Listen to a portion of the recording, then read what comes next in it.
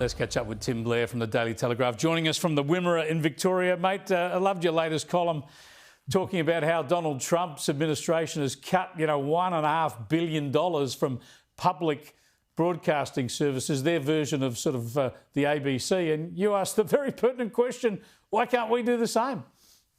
Well, yeah, in Australia, it's just taken for granted that as much as, Conservatives will complain about the ABC, and with good reason, that there's just nothing ever to be done about it. It's just a permanent thing. Like, if you were wearing calipers as a young polio victim, well, it's calipers for life for you. So that's the situation with the ABC. One funny thing, it's always very entertaining whenever you write about issues about the ABC, whenever you have a go at the ABC, a whole bunch of commentators appear in the thread below the article saying that the ABC is the most trusted media. Yeah. How dare you accuse the ABC of being bad? The ABC is beloved. Well, I always think with these people, what are you doing here, subscribing to the Telegraph? Exactly. Look, I think the thing that Donald Trump, it's easier for Trump, I imagine, because he doesn't have all these farmers in the Midwest who are watching PBS. And the trouble is the ABC is a useful organisation for a lot of country and regional people, and therefore the coalition always finds it difficult to make that decision. But, I mean, it should just be a subscription service, shouldn't it? If people like it, just sign up. Why should taxpayers stump more than $1 billion a year? Absolutely, but I'd actually also dispute the continued usefulness of the ABC in 2025, even in regional and rural areas where I live. Yeah. And there's very little engagement out here with the ABC. It's actually far more likely. Well, it's the reality out here is that Sky has become the default sort of news service for a lot of people very sort of people who used to watch the ABC and listen to the ABC. Now their default station is Sky. I absolutely agree. Sky News Regional going gangbusters and extending further, which is great. But I was thinking more radio. It's those local radio networks that are pretty good for farmers. They get their local market prices and the like. But even increasingly that goes online anyway. But it's hard to make a case for the abracadabra, that's for sure. I wanted to highlight a little video that one of your colleagues at the Daily Telegraph put together. It was a recognition test for Susan Lee. Well, she's hardly been leader for long, so it's not very surprising that some people don't know who she is. But anyway, have a look at some of this.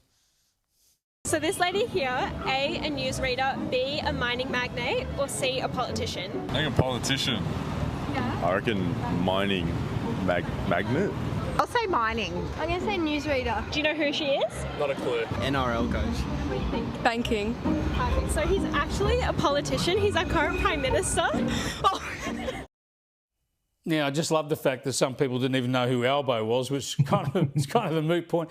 But if I had a choice, Tim, of being a politician, a newsreader or a mining magnate, I know which one I'm choosing, and I'm going for the iron ore and coal. Absolutely. I think like a lot of people are going to be making fun of these young people for not being aware of the identity of politicians. But it's kind of a healthy sign, don't you think, that we're not aware of the identity of someone who, as you said, has only been the opposition leader for a very short period of time. You'd only know her from being a backbencher or from having a sub-prime ministerial portfolio in previous governments. I think it was a sign of great ill health for Australia that we knew during the pandemic, the COVID pandemic. We knew the identities of minor health bureaucrats. Yeah, exactly. That's wrong. Exactly. We've got to have better priorities than that, and I think it's a good sign that we don't know who Susan Lee or, to a degree, Albo is. Yeah, I also think it's a great thing if there's people in the country who are just getting on with their lives and don't even care about politics, but I just think it's atrocious that our system forces them to vote. That's absolutely the best point. There should be, that recognition test should be conducted in the line outside polling booths. Exactly. At which point you get turned away or you voluntarily just get signed off. Just quickly, you'll be shattered to know that Australia's performed very poorly when it comes to the ranking of cities worldwide for EV availability, the easy access to chargers and the like. Well, I'll just say this about that study. It doesn't matter how friendly you make a city to EVs, the charging time remains the same. And in fact, it stretches into infinity if the chargers are broken, as they so often are. So make your cities as EV friendly as you want. You're still going to be sat there for a lot longer than I am dumping petrol into a V8, that's for sure. Yeah, I'm going to get a fake EV badge on my diesel because it's the only empty park sometimes is the EV one. Thanks for joining us, Tim. We'll catch you later in the week with Mark Nicholson.